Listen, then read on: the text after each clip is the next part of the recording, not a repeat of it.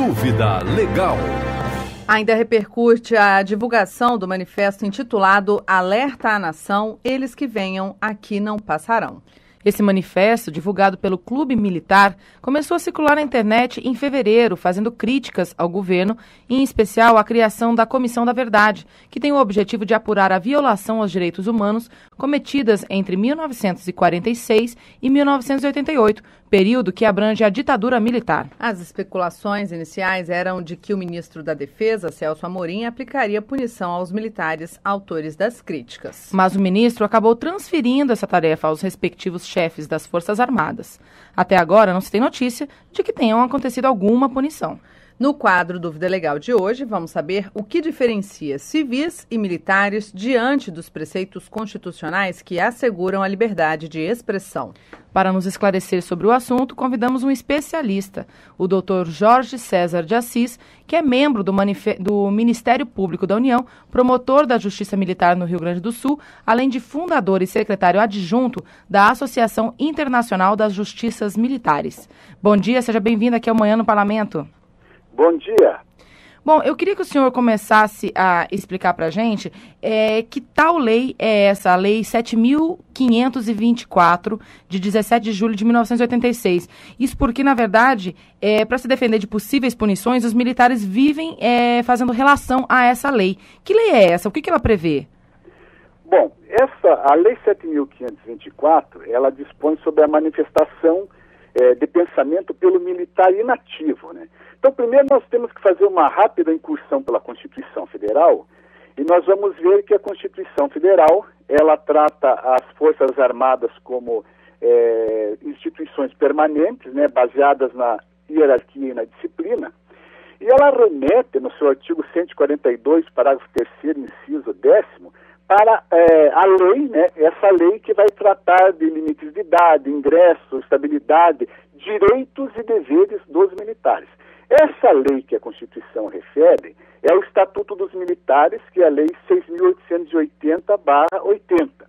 E o Estatuto dos Militares, no seu artigo 47, ele prevê a existência de regulamentos disciplinares que classificam as transgressões disciplinares dos militares. Bom, então nós vamos ver nos regulamentos disciplinares, começando pelo Regulamento Disciplinar do Exército, que em princípio essas manifestações sobre assuntos políticos, manifestações públicas, elas são vedadas aos militares da ativa, né? O Regulamento do Exército se refere a militares da ativa, o da Marinha não se refere à da ativa, mas sugere que é da ativa, porque ao mesmo tempo ele diz que ele não pode participar fardado. Mas, independente disso, dessa previsão que é, vamos dizer assim, que é norma, que é uma regra geral, a proibição de que militares se manifestem sobre assuntos políticos, nós temos a Lei 7.524. Então, essa lei, que é 7.524, ela é dirigida exatamente aos militares da reserva, aos inativos, né? Assegurando a eles, como uma faculdade, independente das disposições dos regulamentos disciplinares, opinar livremente sobre assunto político. Ou seja, me parece, né, que essa lei, ela realmente autoriza os militares que desejarem, inativos, a se manifestarem sobre assuntos políticos partidários ou do interesse público. Mas, doutor Jorge, no caso desse manifesto, ele não é exclusivo de militares inativos, certo? Veja bem. Como eu disse, os regulamentos disciplinares, eles estão todos proibindo os militares da ativa, né? Uhum. E já os militares inativos, estão autorizados pela lei, e mesmo assim nos limites da lei civil, ou seja, se eles ofenderem alguém, se eles causarem um dano, ou se até incitarem algum crime, eles poderão ser responsabilizados, como qualquer pessoa, né? Então, militares da ativa, aqueles que estão servindo normalmente, e a hierarquia tem esse caráter aí introverso, né?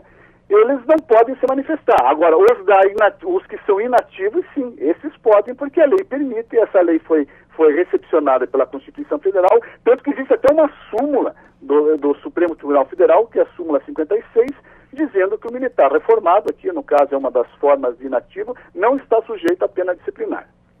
Então no caso eles estão certos, o pessoal do clube militar está certo, então, quando eles evocam o direito à liberdade de expressão para se colocarem totalmente contra, então, essa questão da Comissão da Verdade. Eles podem fazer isso. Veja bem, quando nós falamos, inclusive, em clubes, e aí até foi referido que teria havido uma pressão, não sei se efetivamente houve ou não, do governo para que fosse retirado, nós estamos falando de associações.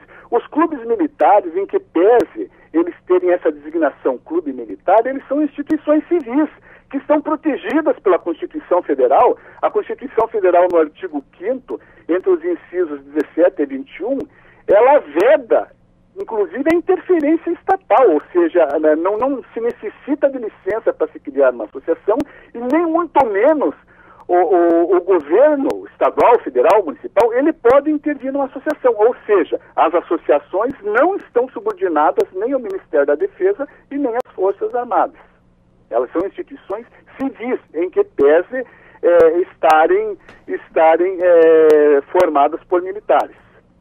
Agora, eu vou te fazer uma pergunta já mais de análise, vamos dizer assim, política, doutor Jorge. Certo. Parece que a relação entre os militares e o ministro da Defesa não é muito boa, justamente porque o ministro não é ligado à área militar, muito pelo contrário, é ligado a direitos humanos, direitos de minorias e tudo mais, e eles têm algumas restrições. Como é que fica o comando das forças militares por uma pessoa que não é bem aceita pelos próprios militares? Bom, eu não sei se eu não me sinto assim habilitado a falar sobre a capacidade do ministro atuar como ministro da Defesa, né? Já que eu não vou nem pedir isso para o senhor. Eu tô querendo saber mais assim sobre esse confronto, esse conflito, entendeu? Entre os militares que não se dão muito bem com o seu chefe. Eu entendi. Veja bem, o que é preciso ficar bem claro na realidade é que as Forças Armadas, elas são instituições brasileiras, né? Então nós tivemos um período de regime militar que já terminou há algum tempo. Nós estamos praticamente 20 anos de governo, inclusive mais com uma tendência socialista, e inclusive com um viés até da esquerda. Então nós já tivemos, vamos dizer, aquele período militar, me parece que 20 anos de fim de governo militar. As Forças Armadas que instituíram o governo militar não são as pessoas não são mais as mesmas, né? Então, eu acredito que o ministro, quando você disse que o ministro é ligado a direitos humanos, me parece que as Forças Armadas também têm que ser ligadas a direitos humanos, mesmo porque o Brasil, ele aderiu formalmente a tratados relativos a direitos humanos. Então, nós somos um Estado democrático de direito, né? Não se tem notícia hoje, assim, que, por exemplo, as Forças Armadas brasileiras estejam pregando desrespeito aos direitos humanos. Eu acredito que não, né? Então, e se porventura existir, tem que ser apurado com rigor, mas eu não tenho notícia que as Forças Armadas sejam contra a política de direitos humanos, né?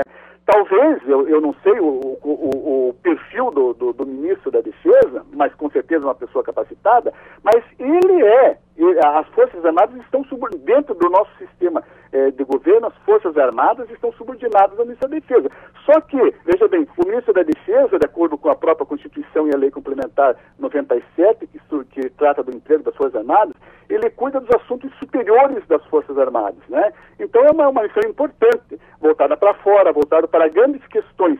E essas grandes questões envolvem direitos humanos que, ao que me consta, são respeitados nas Forças Armadas, né? Eu, inclusive, sou do Ministério Público Militar.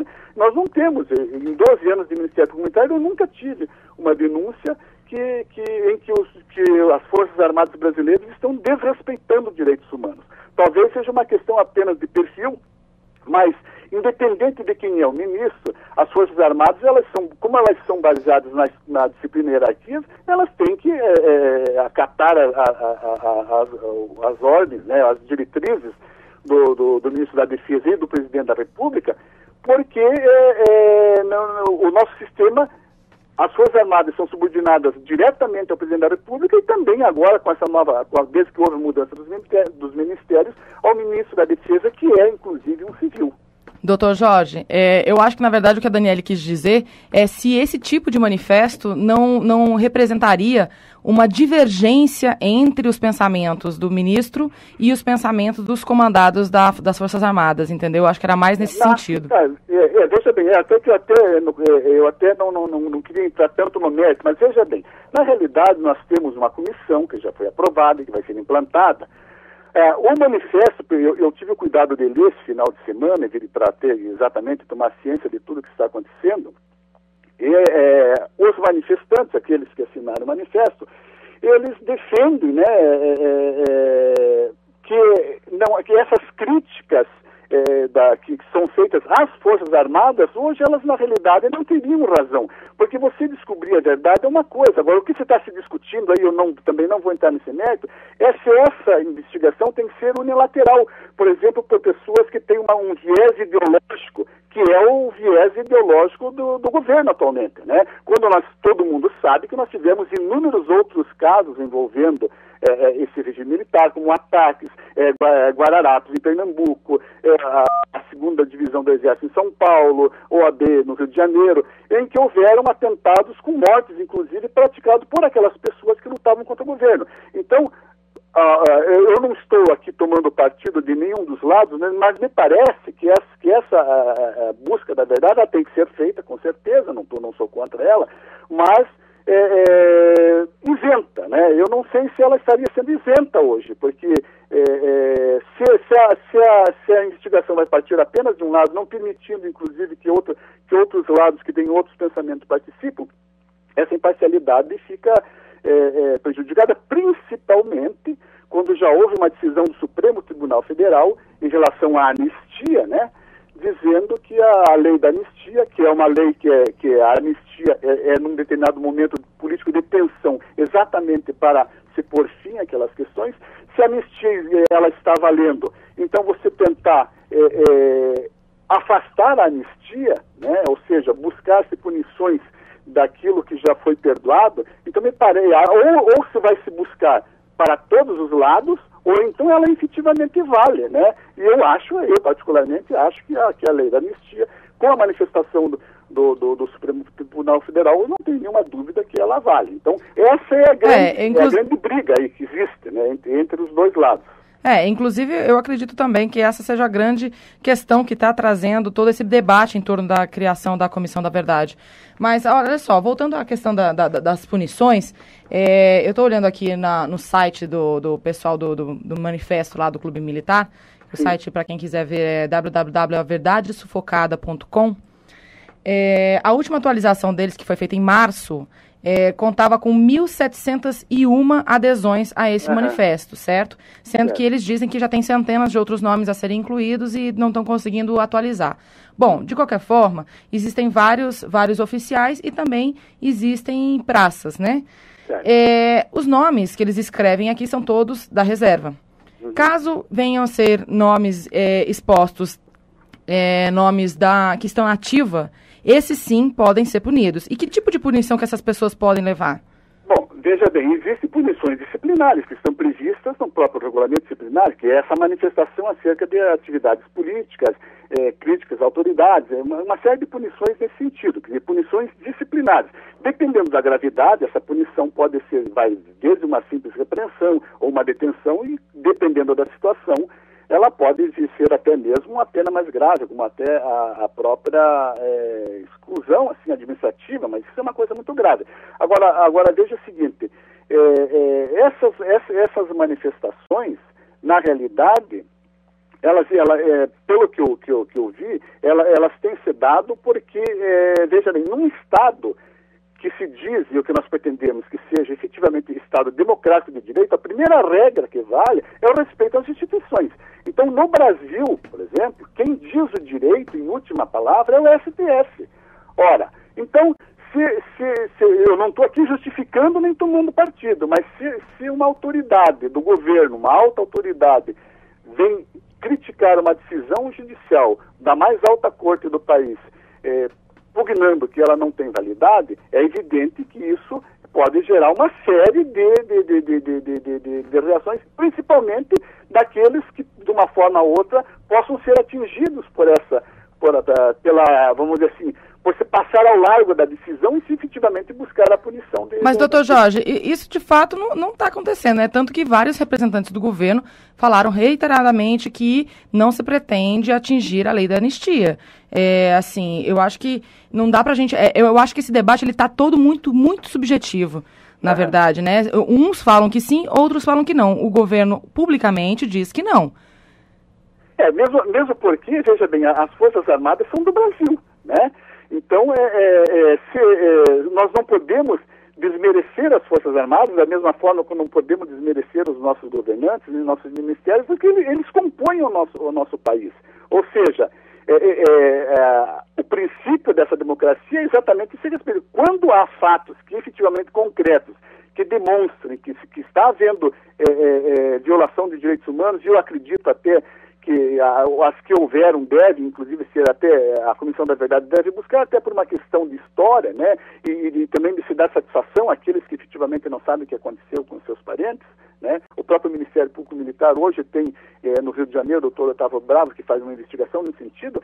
Então, é necessário que se busque, efetivamente, esclarecer, porque isso faz parte da nossa história e não pode ser olvidado. Agora, me parece, porque você disse uma coisa muito, muito correta agora, não existe nada de concreto, assim, então a discussão está, para mim, está exatamente no campo teórico, né? Aí, eles vão fazer ou não vão fazer, mesmo porque a comissão sequer foi instalada ainda, né? Ela tem uma previsão para ser instalada a partir do mês que vem, né? Doutor Jorge, voltando então à questão das punições, o senhor que faz parte da Justiça Militar, só uma curiosidade, com que frequência os militares são punidos por se manifestarem publicamente? Quais são as principais punições a que eles são submetidos? Com que frequência? A Justiça Militar, na realidade, ela cuida dos crimes militares, né? Crimes militares são aqueles que estão previstos no Código Militar. As transgressões disciplinares, elas fazem parte do campo administrativo, ou seja, elas são aplicadas pelos comandantes das forças, né? E a própria Constituição Federal, ela excepciona da necessidade de ordem judicial essa prisão administrativa. Então, elas são punidas com o regulamento disciplinar. Nos regulamentos disciplinares das Forças Armadas, a classificação da punição de leve, média ou grave, ela é uma discricionariedade do comandante, daquele que vai punir, né? Então, existem regulamentos disciplinares que são mais objetivos, que já dizem são punições graves, tais, como, por exemplo, São Paulo, Minas Gerais, Pernambuco, né? Ou existem regulamentos que dizem são punições disciplinares, descrevem a conduta e, dependendo do caso concreto, o comandante é que vai classificar ela. Existe hoje uma tendência em de mais objetividade nos regulamentos, mas nas Forças Armadas ainda essa classificação ela passa pelo comandante. Isso aí vai desde uma simples repreensão até a máxima punição disciplinar de 30 dias, né? Para questões mais graves, aí existem processos administrativos, como o Conselho de Disciplina, o Conselho de Educação, que, no caso, aí são processos que podem, em regra, vir até a perda da sua função, né, de forma administrativa, como existe para os servidores civis também, né, várias penas que podem redundar, inclusive, até na perda da função. Então, eu queria agradecer, então, ao Dr. Jorge César de Assis, membro do Ministério Público da União, promotor da Justiça Militar no Rio Grande do Sul, além de fundador e secretário adjunto da Associação Internacional das Justiças Militares. Muito obrigada, viu, por sua entrevista aqui ao Manhã do Parlamento. Eu é que agradeço a oportunidade. Bom dia.